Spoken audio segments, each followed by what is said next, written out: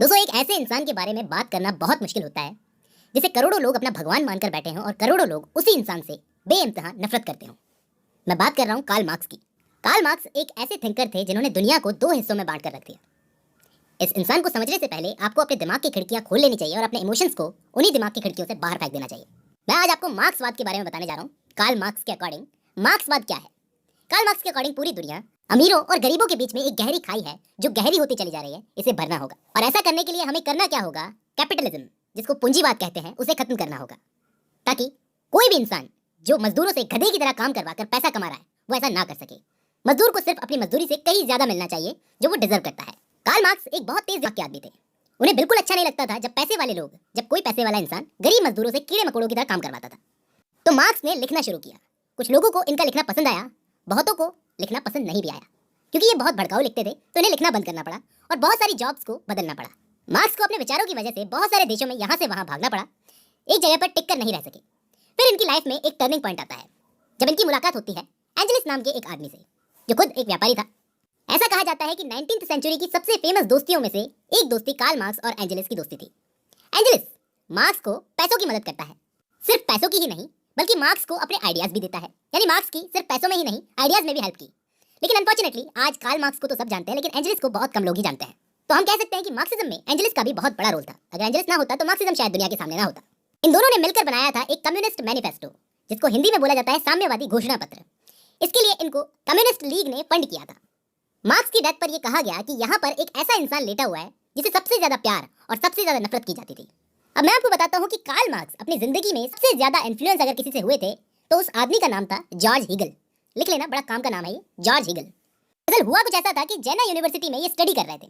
उस वक्त मार्क्स ने हीगल को पढ़ा और हीगल को पढ़ने के बाद में एक बात उन्होंने सीखी कि ह्यूमन नेचर जो होता है, इंसान का नेचर, वो कभी भी कहीं पे भी एक जगह रुक नहीं सकता बल्कि कुछ ना कुछ करते रहना ह्यूमन का नेचर है। तो जॉर्ज हीगल ने एक डायलेक्टिक प्रिंसिपल दिया इंसान की आत्मा को लेकर।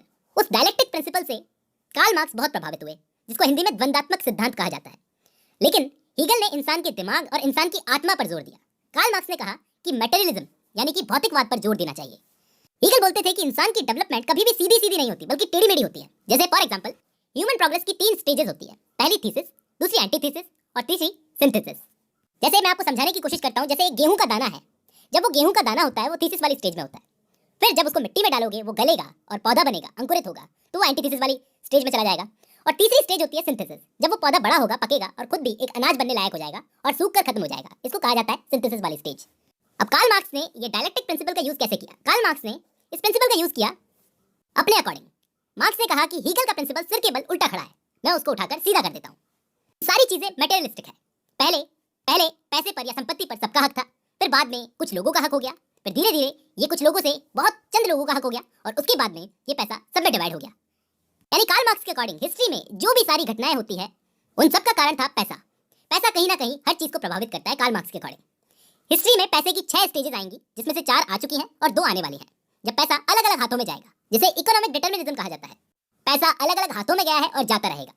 तो मैं आपको 6 स्टेजेस के बारे में बताता हूँ। सबसे पहले प्रिमिटिव कम्युनिज्म, जब पूरी दुनिया पहले वाली स्टेज में थी, प्रिमिटिव कम्युनिज्म वाली स्टेज में, जब इंसान पत्थर के औजारों का इस्तेमाल करता था और सारे इंसान जंगली जानवरों से बचने के लिए ग्रुप्स बनाकर रहते थे। उस वक्त पैसा क्या होता था? औजार, औजारों का इस्तेमाल जो सब कर सकते थे, जिस पर पूरी सोसाइटी का हक था, यानी सबका हक था, इसलिए इसको कम्युनिज्म की पहली स्टेज बोला गया है मार्क्स के द्वारा। फिर आई दूसरी स्टेज, स्लेव सोसाइटी, जिसके अंदर स्लेव्स बनाए गए, दास प्रथा कहा जा सकता है जिसको, जिसमें जो पैसा क्या होता था? औजार। औजारों और जमीनों पर जिस पर खेती की जाती थी वो कुछ लोगों के, चंद लोगों के हाथ में आ गई। बाकी लोग जमीनों पर स्लेव्स बनकर काम करने लगे, उन पर दबाव दिया जाता था और मजदूरों की तरह काम करवाया जाता था। इस स्टेज में कम्युनिज्म खत्म हो गया। तीसरी स्टेज आई फ्यूडलिज्म, यानी सामंतशाही, जिसमें काम कोई और करता था और जमीन किसी और की होती थी। किसान जमींदारों के लिए स्लेव बनकर काम कर रहे थे और ये जो खाई थी गरीबों और अमीरों की, ये गहरी होने लगी और ज्यादा गहरी होने लगी। इस सामंतशाही वाली अवस्था के अंदर किसानों की मजबूरी का फायदा उठाया जाता था। चौथी स्टेज है कैपिटलिज्म, जिससे आज समाज गुजर रहा है। 18th सेंचुरी में जब सामंतशाही अपने सिर पर चढ़कर बोल रही थी, उस वक्त सामंतों को हटाया गया, एक रेवोल्यूशन हुआ था। फिर पैसा आ गया व्यापारियों के पास में, यानी अब व्यापारी राज करेंगे। इसमें मशीनें तो होंगी व्यापारियों की और मेहनत होगी मजदूरों की। अब मार्क्स के अकॉर्डिंग इन 4 स्टेजेस में अमीरों और गरीबों के बीच में जो खाई है वो बढ़ती बढ़ती बहुत गहरी हो गई है और एक दिन ये खाई इतनी बड़ी हो जाएगी, इतनी गहरी हो जाएगी कि दुनिया भर के सारे मजदूर एक हो जाएंगे और फिर होगी एक बड़ी क्रांति और फिर से आएगा सोशलिज्म। ये 5वीं स्टेज है दोस्तों। 5वीं स्टेज मजदूर पूरी दुनिया पर राज करेंगे। कार्ल मार्क्स के अकॉर्डिंग सारे मजदूर एक हो जाएंगे, एक क्रांति करेंगे, जिसके बाद में मजदूर ही पूरी दुनिया पर राज करेंगे। कोई भी पैसे वाला नहीं होगा, सब बराबर होंगे। क्योंकि ऐसा इसलिए होगा क्योंकि उस वक्त गरीबों की यानी कि मजदूरों की तादाद बहुत ज्यादा बढ़ जाएगी और वो परेशान होकर क्रांति करेंगे, उन्हें करनी ही पड़ेगी। पैसा कुछ % लोगों के पास में होगा और उनसे छीन कर सब में बराबर बांट दिया जाएगा। अब मार्क्स ने क्रांति को जरूरी बताया है। वो कहते हैं कि क्रांति जरूरी होगी। वो इसलिए बोला है क्योंकि पैसे वाले लोग खुद कभी भी अपनी इच्छा से अपना पैसा नहीं देंगे, उनसे छीनना पड़ेगा। एक बहुत ही फेमस स्लोगन है कार्ल मार्क्स ने दिया था, workers of the world unite, कि विश्व के मजदूरों एक हो जाओ और खत्म कर दो इस कैपिटलिज्म को। और फिर उसके बाद में छठी स्टेज ये होगी, 6th स्टेज ये होगी कि फिर से कम्युनिज्म आ जाएगा। छठी वाली स्टेज पे ये होगा कि कोई भी देश नहीं होगा, कोई भी कास्ट नहीं होगी, सब एक साथ होकर काम करेंगे, सब मजदूर होंगे और मालिक कोई भी नहीं होगा। अब यहाँ पर नोट करने वाली बात यह है, समझने वाली बात यह है कि कार्ल मार्क्स ऐसा क्यों बोलते हैं कि दुनिया में किसी भी तरह का स्टेट, किसी भी तरह का देश, किसी भी तरह की कास्ट, किसी भी तरह का परिवार नहीं होगा। क्यों? आखिर वर्ग विहीन समाज क्यों करना चाहते हैं कार्ल मार्क्स? कार्ल मार्क्स के अकॉर्डिंग ये सारी चीजें पैसे वालों के लिए ही बनाई हुई है, पैसे वालों के द्वारा, क्योंकि ताकि वो लोग गरीबों को बहला सकें, ताकि हर कोई अपने ग्रुप को बेहतर बनाने की होड़ में ध्यान भटकाए रखे। कार्ल मार्क्स कहते हैं कि गरीब आदमी कभी ये समझ ही नहीं पाता कि एक्चुअली स्टेट की पावर गवर्नमेंट के हाथों में नहीं बल्कि पैसे वालों के हाथों में होती है। ये स्टेट वगैरह बनाए गए हैं पैसे वालों के द्वारा। कार्ल मार्क्स कहते हैं कि सभी देशों में गरीब मजदूर ही एक ऐसा वर्ग होता है जो कीड़े मकोड़ों की तरह काम करता है ताकि उससे देश की उन्नति हो सके, उसके देश की उन्नति हो सके। इवन मार्क्स तो ये भी बोलते हैं कि परिवार यानी कि फैमिली जैसी चीज भी पहले नहीं होती थी जब लोग कबीलों में रहा करते थे।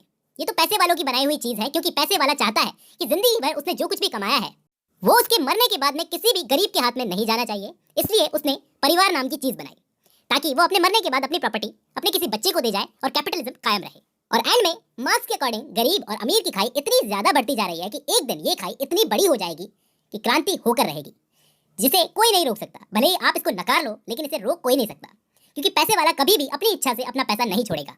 फ्रांस की क्रांति इसके लिए एक अच्छा एग्जाम्पल है।